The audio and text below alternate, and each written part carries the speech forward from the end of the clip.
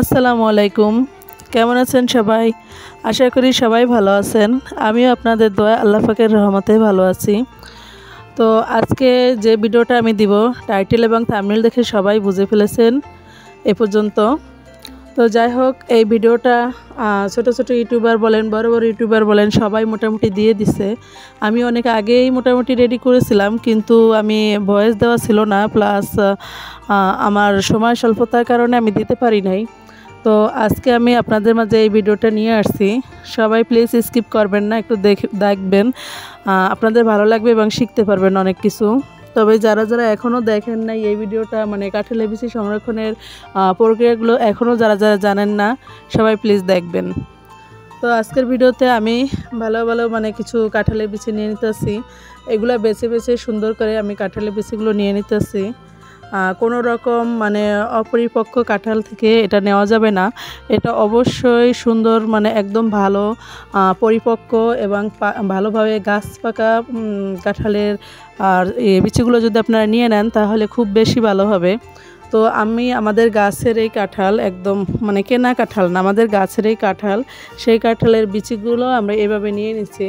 তো আমি বেছে বেছে সুন্দর করে নিয়ে নিতে যাচ্ছি বিচিগুলো।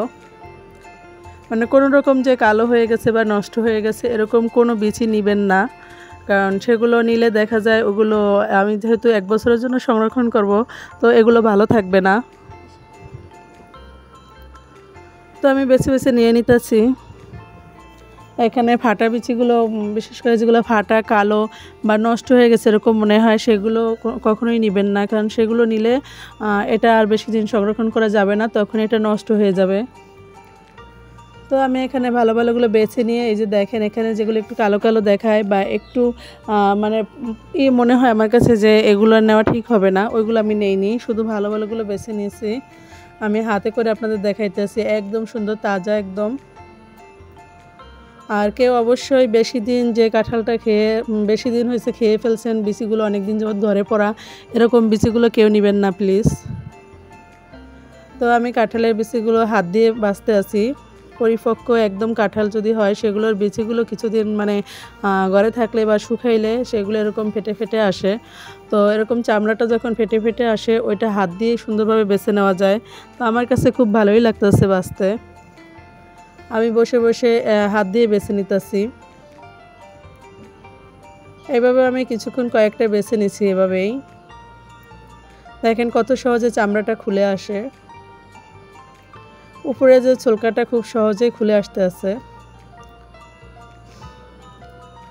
খুব সহজে আমি এগুলো বেছে নিতেছি। তো আপনারা এভাবে বাছার দরকার নেই। আপনারা যদি মনে করেন যে এরকম বাছতে কষ্ট হয়ে যায়, তাহলে দা, বটি বা ছুরি দিয়ে বেছে নেবেন। আমার কাছে যেহেতু ভালো লাগতেছে, তাই আমি অল্প কিছু বিচি এভাবে বেছে নিছি, পরে আমি বটি দিয়েই বাছবো। দেখেন কত সহজে, খুব সহজেই চলে আসতেছে বিচিরা উপরের খোসাটা।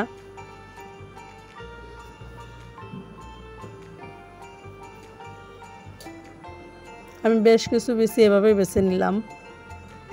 আর বিশেষ করে আপনাদের দেখানোর জন্য যে পরিপক্ক বিচিটা এইভাবে বেছে মানে হাত দিয়ে বাছা যায়, এটা দা, বটি অত বেশি দরকার পড়ে না।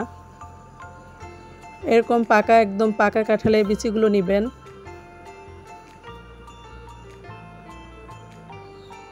তো আমি এগুলো এখন বটি দিয়ে, বাকি যেগুলো আছে এগুলো এখন বটি দিয়ে বেছে নিব, কারণ বটি দিয়ে বাছলে একটু তাড়াতাড়ি হবে। তো আমার যেহেতু সময়ের স্বল্পতা, এই জন্য আমি একটু তাড়াতাড়ি করে বেছে নিব।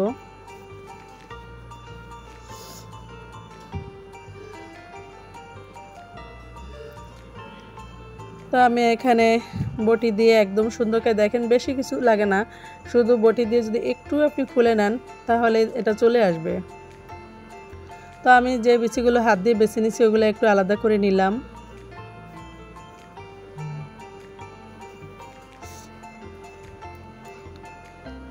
তো এখন আমি এই যে দেখেন একটু কোনো রকম মানে বটি দিয়ে ছাড়াই নিলে তাহলে অমনিতেই চলে আসবে। এত বেশি কঠিন কিছু না কাঁঠালের বিচি বাছা, খুব বিচির যে উপরের খোসাটা খুবই সহজ বাছা। আমি যেহেতু ছাই, বালু, মাটি এগুলো দিয়ে আমি সংরক্ষণ করব না, কারণ আমার সময় খুব কম। আমি যত কাজ আগায় রাখতে পারবো তত আমার জন্য ভালো। বিশেষ করে চাকরিজীবী মায়েরা বা বাচ্চাদের নিয়ে যারা স্কুলে দৌড়াদৌড়ি করেন, সময় হাতে কম, তারা এইভাবে সংরক্ষণ করতে পারেন। তাতে দেখা যায় আপনাদের কাজটা মানে 3 ভাগের 2 ভাগে কমে যাবে। শুধু পরবর্তীতে বের করে রান্না করে নিলেই হবে। তো আমি যেহেতু চাকরিজীবী মানুষ, সময় খুবই কম, তো আমি এইভাবে সংরক্ষণ করি। আমি যেভাবে সংরক্ষণ করি সেটাই আপনাদের দেখাইতেছি, সেই পদ্ধতিটা। তো আমি সবগুলো কাঁঠালের বিচি এভাবে বেছে নিলাম। তো কাঁঠালের বিচিগুলো বেছে আমি খোসাগুলা মানে একদম কালো কালো অংশগুলো আমি উঠায় নিলাম, পরিষ্কার করে নিলাম। তো পরিষ্কার করে নিয়ে এখন আমি এগুলো সুন্দর করে মেলে দিব। কারণ কাঁঠালের বিচিগুলো, যে বিচিগুলো আপনি সংরক্ষণ করবেন সেটাতে কোনো পানি রাখা যাবে না। যদি পানি থাকে তাহলে ওই বিচিগুলো ভালো থাকবে না। 1 বছর তো দূরের কথা, 1 মাসও ভালো থাকবে না, নষ্ট হয়ে যাবে। তো আমি খুব সুন্দর করে কাঁঠালের বিচিগুলো এখানে মেলে দিব, ফ্যানের নিচে দিব। যেহেতু এখন বৃষ্টির দিন, বাইরে রোদ মানে স্বপ্নের মতো মনে হয়, রোদ পাওয়াই যায় না। তো এই জন্য আমি এখানে সুন্দর করে ছেনিতে মানে কাঁঠালের বিচিগুলো একদম মেলে দিচ্ছি। এখন এগুলো আমি ফ্যানের নিচে রাখবো শুকানো পর্যন্ত। আমি আধা ঘন্টার মতো সময় রাখছি, তাতে এগুলো শুকিয়ে গেছে ফ্যানের বাতাসে। তো দেখেন খুব সহজেই মানে কাঁঠালের বিচিগুলো এইভাবে আপনারা সংরক্ষণ করতে পারেন। তো আমার কাঁঠালের বিচিগুলো শুকিয়ে গেছে। শুকিয়ে যাওয়ার পর আমি এগুলো কেটে নিব, কারণ আমি কাজটা যত কমায় রাখবো তত আমার জন্য ভালো। তো আমি যেহেতু কাঁঠালের বিচিগুলো মাংস দিয়ে খাবো বা মাছ দিয়ে খাবো, কাঁঠালের বিচি কিন্তু অনেক কিছু দিয়ে খাওয়া যায়। যেমন আপনারা মাংস দিয়ে খেতে পারবেন, মাছ দিয়ে খেতে পারবেন বা ভর্তা করে খেতে পারবেন। তো আমার বাসায় সবাই মানে মাংস দিয়েও খুব পছন্দ করে, মাছ দিয়েও, আবার ভর্তাও খুব পছন্দ করে। এই জন্য আমি 3টা পদ্ধতিতে মানে কাঁঠালের বিচিগুলো সংরক্ষণ করব। এগুলো আমি মাছ দিয়ে খাওয়ার জন্য কেটে রাখছি, এগুলো আবার আমি মাংস দিয়ে খাওয়ার জন্য ওইভাবে কেটে নিচ্ছি। দেখেন খুবই সুন্দর করে কেটে নিচ্ছি, কোনো পানি নেই কিন্তু। এখানে আমি কিছু কাঁঠালের বিচি রাখছি ভর্তা খাওয়ার জন্য, যে যদি কখনো যখন কাঁঠালের সিজন থাকবে না, বিচি থাকবে না, তখন যদি মন চায় তো আমি এগুলো ভর্তা করে খেতে পারবো। তো আমি সবগুলো কাঁঠালের বিচি, যেহেতু পানি নাই তারপর আমি ভয় মানে একদম শিওর হওয়ার জন্য টিস্যু দিয়ে একটু চাপ দিয়ে বেছে করে নিয়ে শুকায় নিতেছি। আপনারা এভাবে টিস্যু দিয়ে একদম চাপ দিয়ে এটা শুকায় নেবেন। কারণ আমার কাঁঠালের বিচিগুলো শুকনোই, কিন্তু তারপর আমি একটু মানে শিওর হয়ে নিলাম।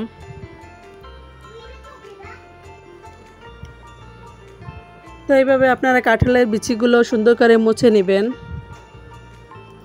আমি যেগুলো ভর্তা করব সেগুলো আমি সুন্দর করে একদম মুছে নিতেছি। তো এবার আমি একটা বক্স নিয়ে নিলাম। আমি যেহেতু 3টা পদ্ধতিতে মানে কাঁঠালের বিচিগুলো সংরক্ষণ করব, তো এটা হলো আমার প্রথম পদ্ধতি। এখানে একটা বক্স নিয়েছি, বক্সটা অবশ্যই শুকনো থাকা লাগবে, কোনো পানি থাকা যাবে না বক্সে। আমি বক্সে একদম ফ্রেশ একটা পলিথিন দিয়ে নিলাম। আমি এটাতে যে মাংস দিয়ে খাওয়ার জন্য, গরুর গোশ বলেন, মুরগির গোশ বা খাসির গোশ যা বলেন, তো এগুলো দিয়ে খাওয়ার জন্য যে বিচিগুলো রাখছি ওইগুলো আমি এই বক্সটাতে রাখবো। বিচিগুলো দেখতেও কিন্তু খুব সুন্দর হয়েছে, দেখেন। তো আমি এখন বক্সে পলিথিনের ভিতর আমি বিচিগুলো দিয়ে নিচ্ছি।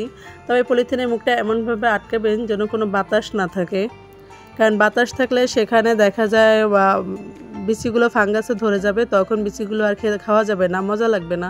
তো ওই জন্য আমি খুব সুন্দর করে বাতাস বের করে পলিথিনটা আটকিয়ে দিলাম, তারপরে বক্সের মুখটা আটকে দিলাম। এবার হলো দ্বিতীয় পদ্ধতি। তো এখানে আমি মাছ দিয়ে খাওয়ার জন্য যে বিচিগুলো রাখছি ওইগুলো এভাবে রাখলাম। পলিথিনের মুখটা খুব সুন্দর করে বাতাস বের করে আমি দিতেছি। কিভাবে আমি পলিথিনের মুখটা পেঁচিয়ে নিচ্ছি দেখেন। এটা হলো 3 নাম্বার পদ্ধতি। তো আমি ভাবলাম যে যেহেতু মাছ দিয়ে খাবো, ওইগুলা আমি পলিথিনে না রেখে ওইগুলোই আমি এখানে রাখি। এটা হলো কাচের একটা বাটি, এই বাটি একদম ঢাকনালা, চাচের বাটিটা হলো কাচের, কিন্তু ঢাকনাটা হলো চাচ দিয়ে বানানো, চাচের। তো এটাতে আমি ওই মাছ দিয়ে খাওয়া যে বিচিগুলো কেটে রাখছিলাম ওইগুলো আমি এই কাচের বাটিটাতে রাখলাম। তো কাচের বাটিটাতে রেখে আমি এটা একটা টিস্যু পেপার দিয়ে ঢেকে দিব, কারণ দেখা যায় আমি যেহেতু ডিপ ফ্রিজে সংরক্ষণ করব, আমি তো একদম মানে কমপ্লিট করে রাখছি, যাতে আমি রান্নার সময় শুধু বের করে রান্না করলেই হবে। তো এই জন্য আমি এটা একদম সুন্দর করে টিস্যু পেপার দিয়ে রাখলাম, যাতে কোনো পানি না জমে, কারণ পানি জমলে তখন বরফ জমলে এই বিচিটা মজা লাগবে না খেতে অত। তো আমি ভর্তা খাওয়ার যে বিচিগুলো সেগুলো আমি পলিথিনে করে নিলাম, কারণ এটা তো ভর্তা খাবো, এটা আস্তে আস্তে এটা অত একটা মানে করা লাগবে না, এমনিতেই ভালো থাকবে। তো আমার 3টা পদ্ধতি আপনাদের দেখা দিলাম। যদি ভালো লেগে থাকে please like, comment, share and subscribe করে জান্নাত স্বপ্ন ব্লগের সাথে থাকবেন, আর কেউ স্কিপ করবেন না প্লিজ। আজ এ পর্যন্তই, সবাই ভালো থাকবেন। আল্লাহ হাফেজ।